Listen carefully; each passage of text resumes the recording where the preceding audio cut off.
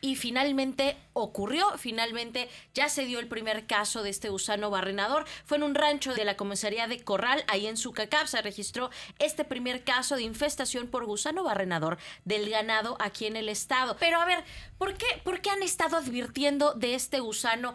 ¿Qué es? ¿Cómo funciona? ¿Por qué es importante? ¿Por qué hay tanto riesgo? Y justamente para que nos explique toda esta situación, tenemos con nosotros, estamos muy contentos de recibir en el estudio al ingeniero Ricardo Asensio. Bienvenido. El problema del gusano barrenador es que provoca que el ganado deje de producir carne y internacionalmente ya no podemos comercializar por esta infectación, ¿ok?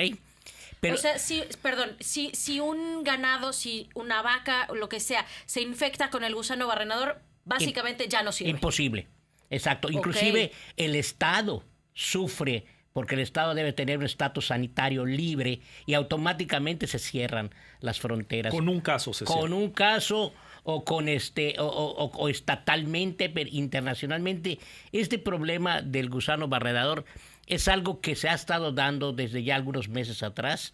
Estados Unidos había advertido que se iban a detener esas importaciones. Estamos viviendo ya la realidad, ¿no? Este problema, pues bueno, yo creo que tiene que controlar. Había muchas formas de controlarlo. Lamentablemente, la única planta que producía mosca estéril para controlar esta infestación, que estaba en Tuxtla Gutiérrez, Chiapas, desde 1974, fue cerrada y fue vendida. ¿Era del gobierno esta planta? Era una planta de gobierno, sí, y esta planta nos permitía tener libre completamente de gusano barrenador, de la mosca, que es la que transmite esta larva, hace que pues ya Yucatán, Campeche, Quintana Roo y todos que estábamos y nos habíamos declarado libres, ya no seamos. Eso le iba a preguntar, ingeniero, ¿cómo se contagia? ¿De dónde viene este gusano barrenador? Es una larva que existe en una mosca, ¿verdad? Que es una mosca que se llama, su nombre científico es complicado, pero es Cholimilla omiborax, algo así. Bueno, a lo que voy es de que esta mosca oviposita en las heridas o en las lastimadas de los animales, y no me estoy refiriendo solo a bovinos, está expuesto también el hombre, nuestras mascotas, todo mundo está expuesto a esto. O sea, hay zoonosis a partir de esto. Así es. O sea, realmente nosotros, pues, una lastimada nos las controlamos muy rápido. Claro. En el caso del ganado, si no lo detectan, pues entonces se forman las famosas gusaneras, ¿verdad? Y entonces esto hace que automáticamente se deseche ese animal, se busque controlar para que no pueda seguir reproduciéndose este gusano, ¿verdad? Y en ese sentido, digamos, ante esta noticia que tenemos de que en la comisaría de Corral en Sucacab se registró ya este caso, yo me imagino que el becerro ya fue descartado luego de que le detectaron la gusanera, pero ¿qué significa para el resto del ganado? No se diga en ese rancho, sino en el estado de Yucatán. ¿Se corre el riesgo de mayores casos? Imagínate, Juan Pablo, que tú eres un ganadero. Hay que entender que hay ganaderos de 2 vacas, hay ganaderos de muy pequeños y hay ganaderos grandes. La pérdida que significa para un ganadero tener un animal con gusanera es grandísima. Muchas prefieren no decirlos para que no se los quiten, no los maten, etcétera.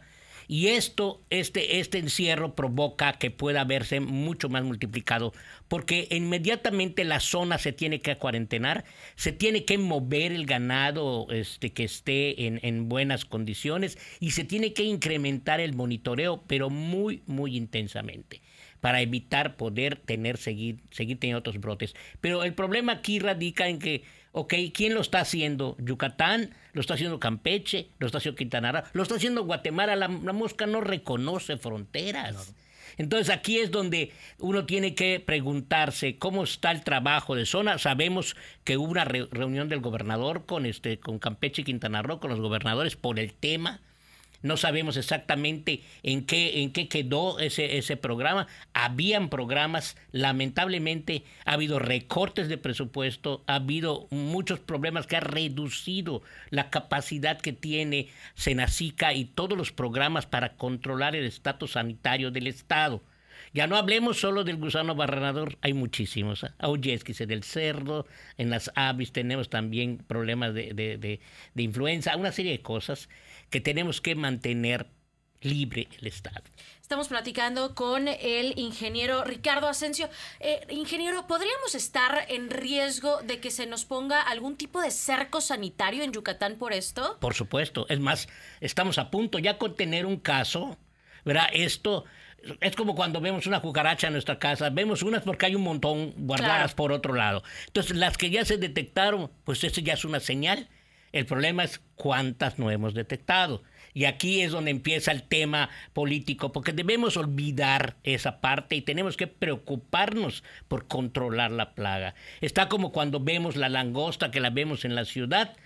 Ese problema se da porque el programa no se ha aplicado correctamente, porque la langosta la controlamos hace muchísimos años. Entonces, ¿qué está pasando? ¿Hay negligencia o qué está sucediendo? Pero en este caso, las pérdidas pueden ser grandísimas. ¿Cuáles son las implicaciones? ¿Dónde están los riesgos? ¿Y quién pierde más si se levanta un cerco sanitario en Yucatán? Imagínense, nosotros exportamos ganado, vendemos ganado. Aquí se ha trabajado mucho en la genética del ganado. Entonces, el ganado, cuando no podemos, con nuestro canal de comercialización se cierra, empezamos a tener saturación, se desploma el precio, pierde el ganadero, ¿verdad? Pierde el Estado, porque también no podemos continuar con nuestros compromisos. Y creo que es una pérdida generalizada para todo el mundo, ¿verdad? Porque también nadie quiere comer carne de un animal enfermo, ¿verdad? Claro. Es un tema que hay que cuidar. ¿Y cuánto tiempo tendría que pasar? Digo, ahorita todavía estamos, ya sabemos del primer caso, tememos que pueda venir este cerco que nos comentaba, pero en caso de que, por ejemplo, si iniciáramos el día de hoy con los trabajos para contener, detectar, eliminar todo rastro de este gusano en el ganado, ¿cuánto tiempo tendría que pasar para que volviéramos a poder exportar nuestra carne? Bueno, eso depende de la acción que tome las autoridades. Las autoridades deben en este momento echar a andar un programa de control intenso que ahora sí sectoriza todo el Estado y se monitorea para determinar, y tiene que ser honesto con lo que haga. Con esto para poder hablar de que estamos controlando la plaga. Y por supuesto, comprar la mosca, no comprarla porque ya no la producimos en Tuxtla, ahora se produce en Panamá.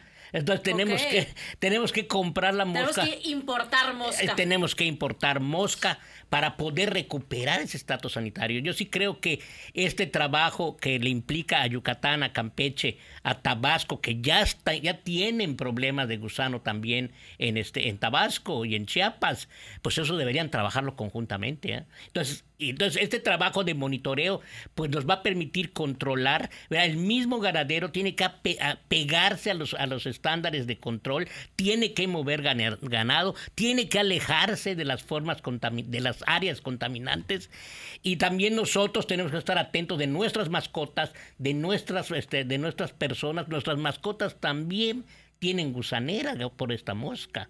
Así que hay que cuidar todos, o sea, todos. Es un problema que realmente, si se extiende, no nada más va a afectar al tema del ganado, sino esto podría llegar a nosotros, a nuestras casas, con nuestras mascotas. Ingeniero, hace unos años, me parece que fue en el 2023, tuvimos un cerco sanitario a finales de 2023 aquí en Yucatán, sobre todo en aves.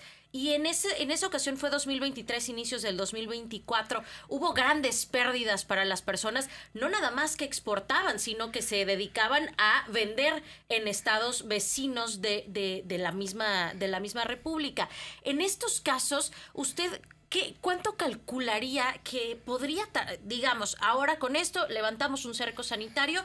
¿Cómo cuánto tiempo duran estas situaciones? Mire, el cerco sanitario es algo que debe ser permanente. Es algo que nosotros tenemos que cuidar siempre. Recuerden que antes, para entrar a Yucatán, desde Campeche, no podía uno meter un sándwich con jamón, no podía traer una reja de huevos, no podía hacer. Todo esto era precisamente cuidando el estatus sanitario de Yucatán, de Campeche y Quintana Roo, porque es muy fácil que en la península lo controlemos. Si esto no lo recuperamos, pues nos va a costar mucho dinero. Recuerden que nosotros como Yucatán somos más eficientes productores de cerdo, de aves y de ganado. Así que ya sabrán las autoridades. Así que puede tardar mucho tiempo si no nos abocamos al trabajo de control.